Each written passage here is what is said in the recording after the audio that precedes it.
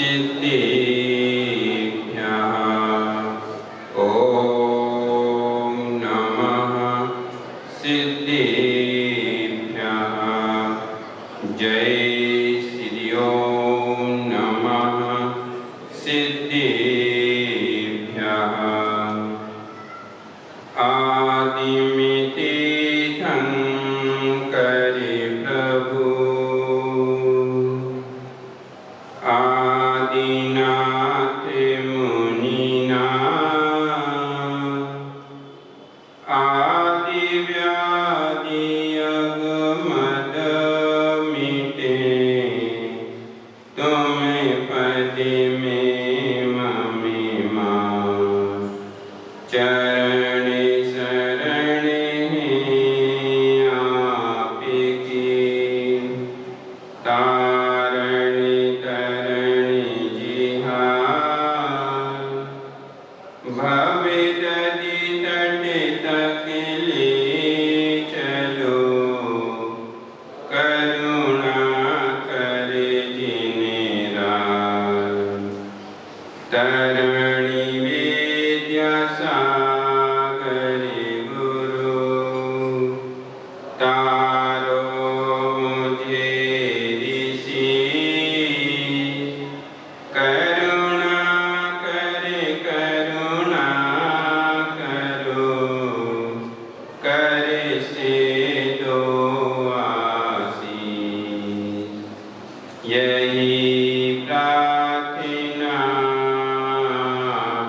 से अनुनय से कर जो पल पल पग पग बढ़े चलूं मोक्ष महल की ओर गुरु आचरण की ओर।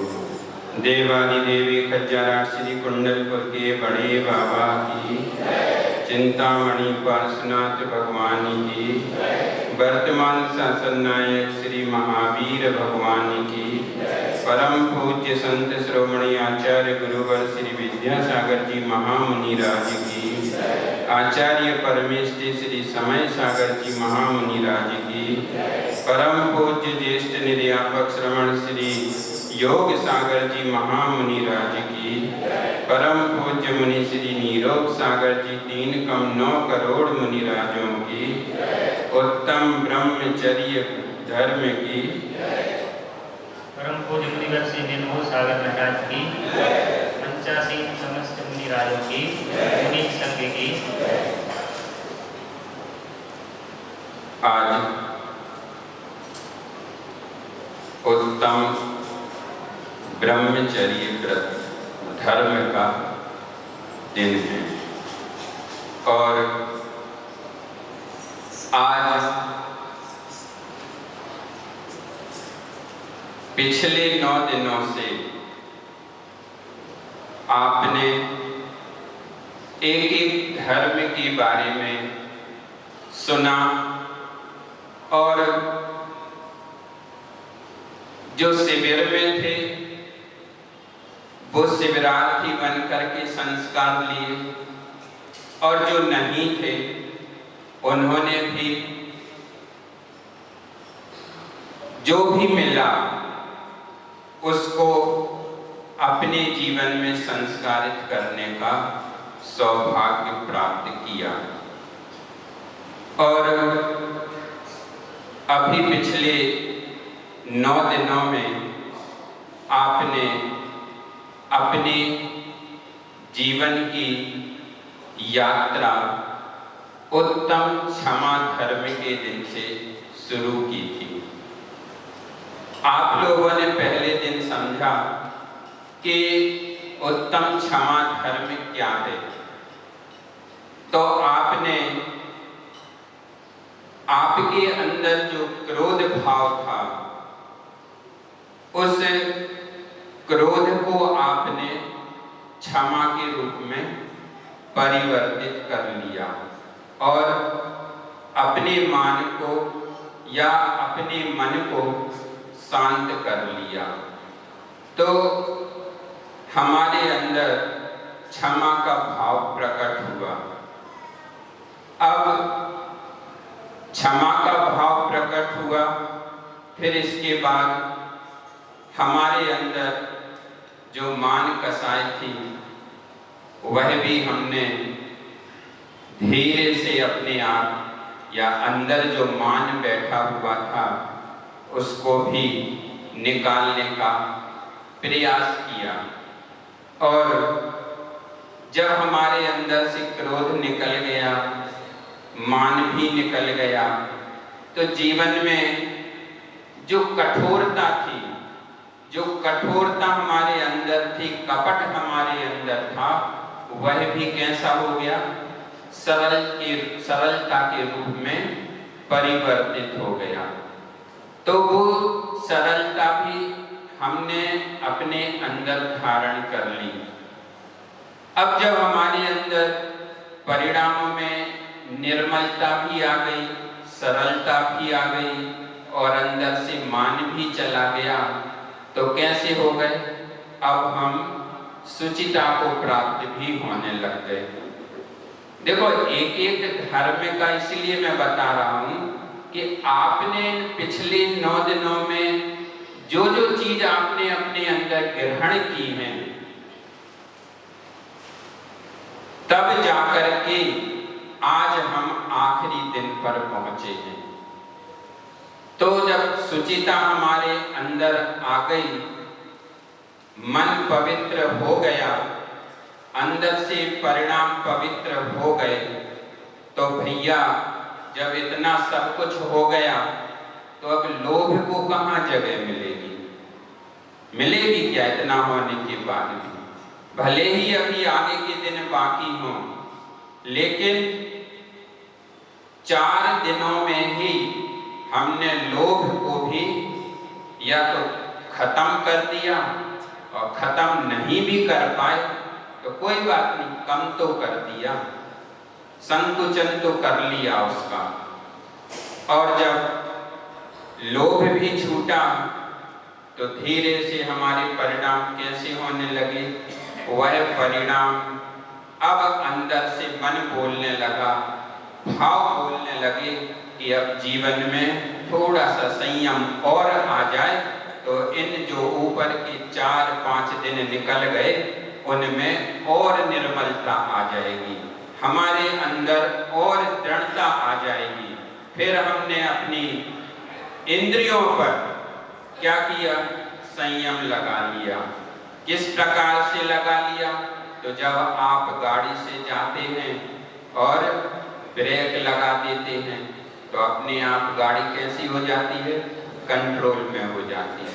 तो वह संयम को भी हमने स्वीकार कर लिया। अब अभी 10 दिनों में, 9 दिनों में आपने अपने अंदर जो संयम स्वीकार किया है, कैसा संयम स्वीकार किया था? तो आपने अपने अंदर जो 5 इंद्रियां थी उनको अपने आप में कंट्रोल कर लिया, मन को कैसा कर लिया? अपनी बस में कर लिया। जब ये सब चीजें आपके अंदर आई तो फिर आपका मन कहाँ पर चला गया कि अब तो थोड़ा सा तप भी करना है। अभी बीच में सत्य छूट गया, क्योंकि बीच में सत्य का दिन भी तो था, है ना? किसके बाद? लोभ के, शौच के बाद आता सत्य।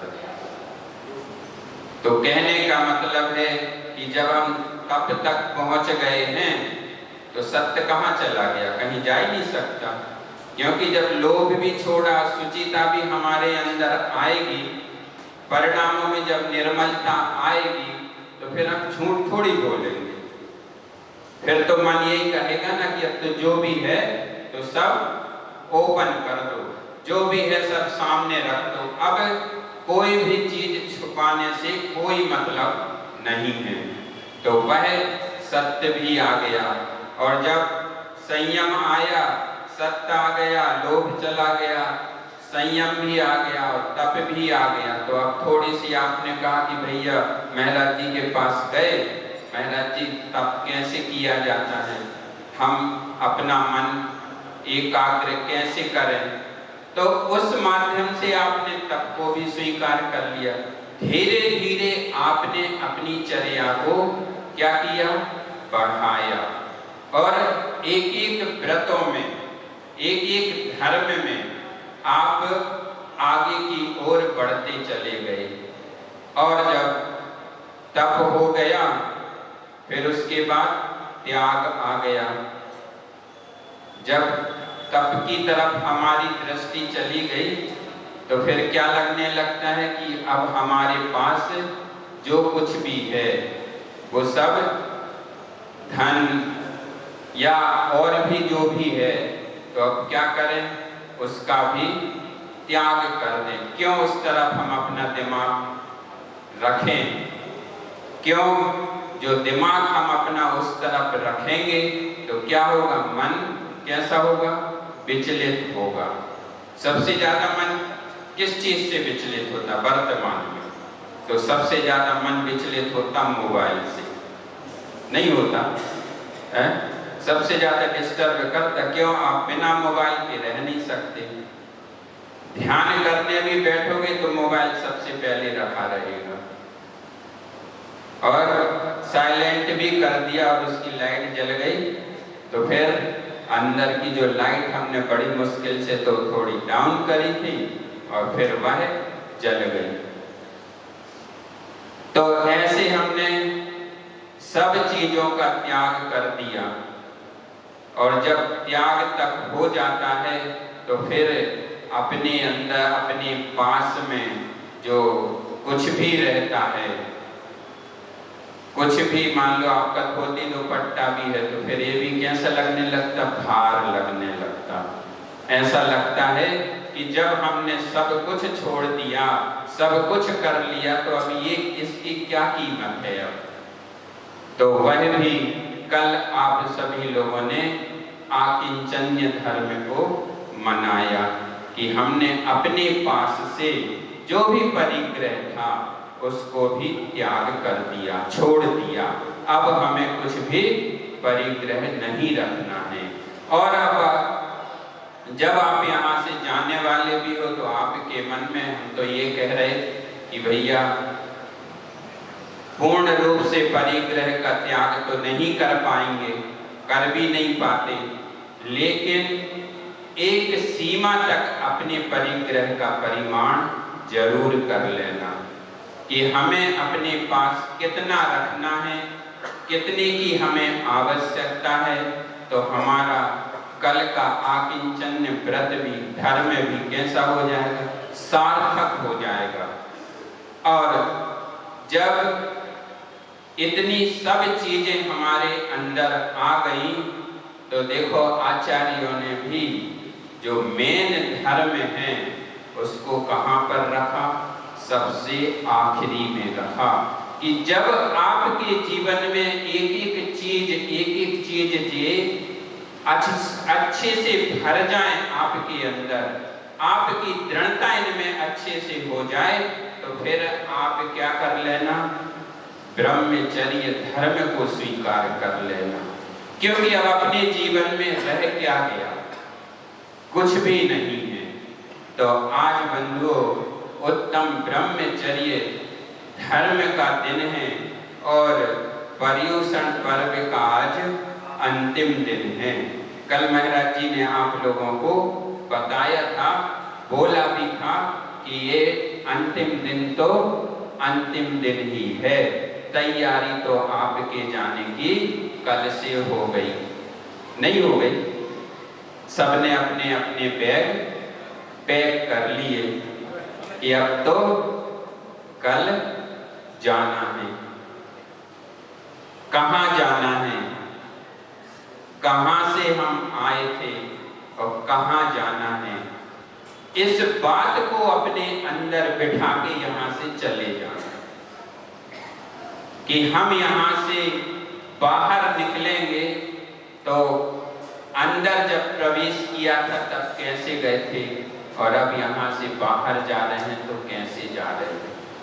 तो ये बात अपने अंदर जरूर बिठा के जाना कि हमें जाना कहाँ है, कहाँ से हम आए थे और कितनी दूर से आए थे। एक बार आचार्य श्री ऐसा छोटा सा एक लाइन का उदाहरण सुना रहे थे कि कई लोग आते आहार देने के लिए, तो सब लोग बोलते महाराज जी हम इतनी दूर से आए, आचार्य श्री हम इतनी दूर से आए, हमसे कम एक गिलास तो ले लो, एक गिलास तो आप ले लिया करो, कम से कम इतना तो आप ध्यान रखा करो कि कितनी हजारों किलोमीटर दूर से आए।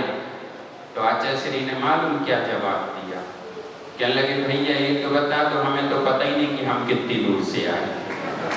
कम से कम आपके पास तो ये नॉलेज है, जानकारी में है कि हम तो मात्र 1000 किलोमीटर से आए, 500 किलोमीटर से आए, लेकिन बोले कि हमें तो पता ही नहीं कि कहाँ से आए, कितने किलोमीटर से दूर से आए। अब बताओ हम क्या करें। तो ये तो गुरु जी की बात थी, तो उनके छोटे छोटे से दृष्टांत टाइप के रहते थे, लेकिन आज ब्रह्मचर्य व्रत का धर्म का दिन है, तो आचार्यों ने कहा या आपके मन में प्रश्न भी आ सकता है कि महाराज ब्रह्मचर्य की बात तो आप कर रहे हैं, लेकिन ये ब्रह्मचर्य है क्या, हम इसको कैसे समझेंगे। तो आचार्यों ने कहा ब्रह्मचर्य का अर्थ है ब्रह्मणि आत्मनि चरति इति ब्रह्मचर्या। ब्रह्मचर्य यानी ब्रह्म का क्या अर्थ है, तो ब्रह्म का अर्थ है निर्मल ज्ञान स्वरूप आत्मा, यानी अपने आत्मा के स्वरूप को जानना या उसके पास रहना। फिर चर्य का अर्थ क्या होता है, चर्य का अर्थ होता है चर्या करना या प्रवृत्ति करना। तो क्या हो गया कि निर्मल ज्ञान स्वरूप आत्मा जो है वो कैसी है, तो यहाँ आचार्य कहते वह तो शुद्ध है, बुद्ध है, पवित्र है, और उस पवित्र आत्मा के पास चर्या जो करता है या उस चर्या को करना, यह क्या है, ब्रह्मचर्य है। ब्रह्मचर्य का अर्थ यही है। और इसके आगे उपसर्ग के रूप में क्या लगा है, तो उत्तम शब्द लगा हुआ है, और पीछे क्या लगा है, धर्म लगा। तो ये क्या कह रहे हैं कि जो श्रेष्ठ, उत्तम का अर्थ क्या होता, श्रेष्ठ, तो उस श्रेष्ठ आत्मा के पास जो अपनी चर्या करता है वह उत्तम ब्रह्मचर्य धर्म कहलाता। बात आई समझ में कि नहीं आई है? आई कि नहीं आई? अरे हाँ तो बोलत जाओ, रोज रोज कहते हैं, आज पता है सबके उपवास हैं, कभी तो टाइम ही नहीं हुआ उपवास को। इतने बजे तो आप लोग जाते ही हो भोजन करने के लिए, नहीं जाते? कभी तो टाइम नहीं हुआ, तो अबे तो कम से कम जोर से बोलो, दोपहर में थोड़ी से लोग बोलिए, ठीक है? तो आचार्यों ने कहा कि वही उसमें जो चर्या करता है वह ब्रह्मचर्य है। और ब्रह्मचर्य जिन्होंने संसार की असारता को जान लिया है, पहचान लिया है, तो आप लोगों ने भी अभी 10 दिन में बहुत अच्छे से संसार का सब कुछ देख लिया। तो धीरे धीरे हमें क्या करना है, इस परिभ्रमण से बचना है। और क्या कह रहे कि जो भव्य जीव हैं वही उत्तम ब्रह्मचर्य का पालन कर पाते हैं। और क्या कहा आचार्य देव ने कहा, कौन से ग्रंथ में, तो प्राभृत में कहा है शीलम मोक्षस्य सोपानम, यानी वह शील ही कैसा है, मोक्ष का सोपान है। कहने का मतलब यही है कि जो अपनी आत्मा में क्या करता है, रमण करता है, वही ब्रह्मचर्य है। और ब्रह्मचर्य के द्वारा जिसने अपने जीवन में ब्रह्मचर्य को ग्रहण किया है, स्वीकार किया है, तो उन्होंने अपने अंदर से किसको निकाल दिया? तो जो अभी आपने 9 दिन में जो कुछ भी प्रयास किया, जो कुछ भी संस्कार लिए हैं, यानी क्रोध, मान, माया, लोभ को अपने अंदर से निकालना ही सबसे बड़ा ब्रह्मचर्य है। आचार्यों ने कहा है कि यदि हमारे अंदर की बैठी हुई, जो अंदर बैठी हुई कसाएं हैं, वो कसाएं यदि निकल गई हमारे अंदर से, तो समझ लेना कि हमारे जीवन में उत्तम ब्रह्मचर्य धर्म आ गया। और क्या कहा आचार्यों ने? कहा कि प्रारंभिक धर्म करने का द्वार क्या है? वह ब्रह्मचर्य से ही शुरू होता है। और क्या कहा? तो आचार्यों ने कहा कि इसकी पूर्णता को प्राप्त करना, यानी इसका अंतिम द्वार क्या? मुक्ति को प्राप्त करना, वह भी हमें किसके माध्यम से प्राप्त होगी? वह भी ब्रह्मचर्य के द्वारा ही प्राप्त होगी। दिगंबरत्व को जब तक स्वीकार नहीं करेंगे, और दिगंबरत्व को स्वीकार किया जिसने, सबसे पहले वह ब्रह्मचर्य को स्वीकार करेगा, उसके बाद ही उसके कहाँ का? मुक्ति का द्वार खुलेगा। तो यहाँ पर इन कसायों को अपने अंदर से जिन्होंने निकाल दिया है, वही क्या है? ब्रह्मचर्य है। और यहाँ पर कहते हैं कि श्रेष्ठ यानी उत्तम ब्रह्मचर्य तो मुनियों को प्राप्त होता है। और इसकी सबसे बड़ा उदाहरण आप सभी लोगों के दिमाग में है। आचार्य विद्यासागर महाराज के पास जो ब्रह्मचर्य था, हम लोग तो थोड़ी बहुत मन को डामाडोल कर सकते हैं या हो सकता है, लेकिन गुरुजी के अंदर जो उत्तम ब्रह्मचर्य था, जो उनके अंदर था, वह किसी में आज तक देखने को नहीं मिलेगा। दृढ़ता के साथ उन्होंने अपने जीवन के 55 साल इस तरह से ब्रह्मचर्य को पालन करते हुए निकाले। छोटे से लेकर पूरी भरी जवानी तक में किसका मन विचलित नहीं होता? सबका मन विचलित होता है, लेकिन गुरुजी का मन कभी भी विचलित नहीं हुआ, किसी भी तरह से डावाडोल नहीं हुआ। हो सकता कि बहलाने का प्रयास भी किया गया हो, लेकिन वह अपने संयम में, अपने ब्रह्मचर्य में हमेशा दृढ़ बने रहे। और वही दृढ़ता, वही शिक्षा आचार्य महाराज हम लोगों को भी देते हैं कि सब कुछ कर लेना, लेकिन कभी भी अपने ब्रह्मचर्य व्रत से कभी च्युत नहीं होना। अपने अंदर इतनी सहनशीलता बना के रखना कि वह ब्रह्मचर्य कभी छूट ना पाए।